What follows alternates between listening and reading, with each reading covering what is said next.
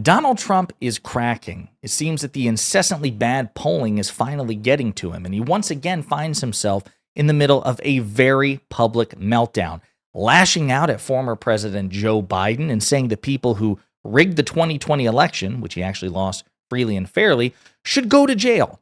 But before we unpack all that, if you end up liking this video and you want to support the channel, please be sure to hit the like, subscribe, and alert bells before you go.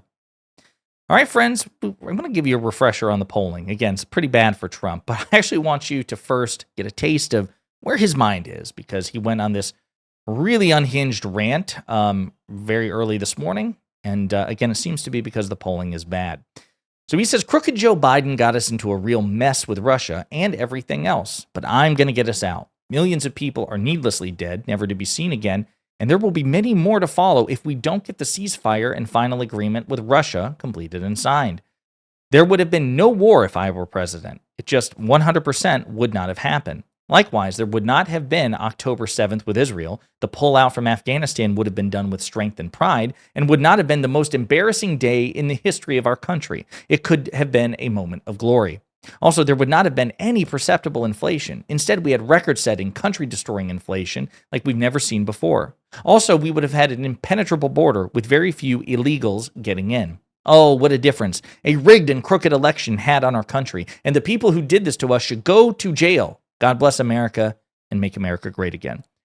So I suppose, again, before we get into the polling, some fact checks here. So it's interesting. Trump says that millions of people are dead, needlessly dead. Well, that also includes millions of Americans who died as a consequence of Trump's disastrous mismanagement of COVID. He had advanced intelligence that COVID was coming. He ignored it. He downplayed it. He lied. Oh, it's not here. Okay, it is here, but it's not a big deal. And then he said, okay, it's here. It's kind of a big deal, but it'll go away by Easter, Labor Day, whatever. Constantly moving the goalposts and misleading the American people, not putting faith in the science, suggesting that, hydroxychloroquine and, anti-disinfectant or UV lights could be used to basically keep people safe. He did not rally his supporters. He did not rally Republican lawmakers and governors to take the virus seriously. And as a consequence, millions of Americans are dead. So interesting that he would say that.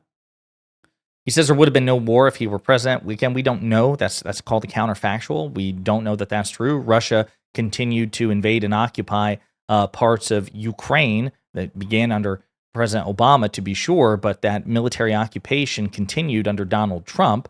So there's no reason to believe that Putin would have necessarily ruled out an invasion on Trump's watch. Why would he? What has Trump done to suggest that he would have come to Ukraine's defense unilaterally? I remember when he tried to extort Ukraine with congressionally approved military aid in exchange for Ukraine digging up dirt on President Biden before the 2020 election. So it seems like he actually had a pretty contentious relationship with Ukraine. He says there would have been no October 7th with Israel. Again, that's a counterfactual for which there's no evidence. There are diplomats and foreign policy experts who believe that Trump's actions during his first term contributed to the potential situation in Israel in terms of recognizing Jerusalem as part of Israel, right? Moving the embassy from Tel Aviv to Jerusalem in particular. He says the pullout of Afghanistan would have been done with strength and pride, but Donald Trump was the one who cut the deal and set the stage for the Afghanistan withdrawal, right? He was the one who negotiated the Doha agreements with the Taliban directly, totally cut out our allies in the Afghan government, demoralizing the Afghan government. And according to a special inspector general's report of all the many mistakes made by the Trump and, yes, Biden administration with respect to Afghanistan, that decision by Trump to keep the Taliban, to only deal with the Taliban and keep the Afghan government out, that was the single biggest contributing factor to what we saw the next year in Afghanistan. So Trump set the stage for it. He retrograded U.S. forces while not, maintaining or enforcing the deal he made with the Taliban. So Trump honored all of his commitments with the Taliban, the serial philanderer and betrayer and liar. The one time that he's honored a commitment, it was to the Taliban, ironically enough. And the Taliban didn't honor any but one of their agreements with the United States. The only things they didn't do was shoot a U.S. troop, even though more U.S. troops died in Afghanistan under Donald Trump than Joe Biden. Also something to point out. Trump also arranged for the release of 5,000 imprisoned Taliban fighters. Again, just while reducing U.S. forces and allowing the Taliban to sweep the country. So that's the mess that he left President Biden. So again, just ridiculous here. He says there would have been no perceptible inflation, said we had record-setting country-destroying inflation. Inflation was a global phenomenon. It hit every advanced economy on earth, including those governed by conservative parties like the United Kingdom, for example. So there's no evidence that would have not happened on Trump's watch as a consequence of COVID and post-COVID and COVID-related supply chain disruptions, et cetera, and so forth. I'll point out that on Donald Trump's watch, there were two massive COVID-related stimulus bills passed with bipartisan majorities. Both parties played a role in it, but that happened on Trump's watch too. And if Republicans say, well, you get inflation with massive government spending, Donald Trump added $8 trillion to the national debt, spent more money than any president in modern American history, certainly in one term. So again, none of that makes any sense. He says we would have had an impenetrable border. He said he would get that done in term one. He failed to do so. So why would we believe he'd get it done in 2020 if he'd won re-election? And then, of course, he just rants and raves about an election that wasn't crooked. It was totally fair. And he just happened to lose because he was a loser at that time. But again, he can't let it go. He can't let it go. With all that in mind, why is this happening? Well, again, it's the polling. I think it's the polling. Donald Trump recognizes all these crises that in some cases are getting worse. He's not able to snap his fingers and solve it the way that he promised the American people. The American people are seeing through his bullshit, and it's being reflected in the polls, and he doesn't like it. So he's trying to blame it all on Joe Biden. Donald Trump's fall in the polls is accelerating, Nate Silver warns. Trump has notably touted positive approval ratings in news conferences and campaign rallies throughout his political career. When he regained the Oval Office in January, Trump was coasting with positive numbers, but in the last couple of weeks has seen his approval rating dropping across the polls.